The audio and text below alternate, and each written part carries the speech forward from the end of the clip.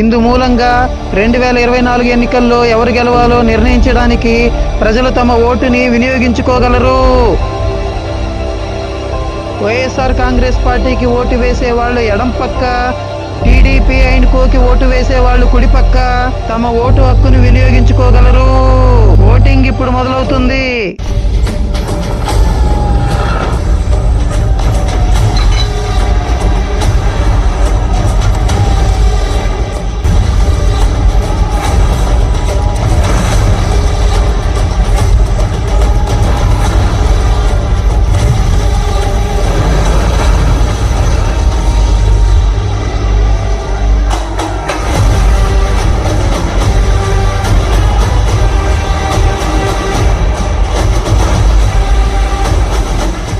ఈ ఓటు ఎటువైపు పోవాలో మన చేతుల్లో ఉంది.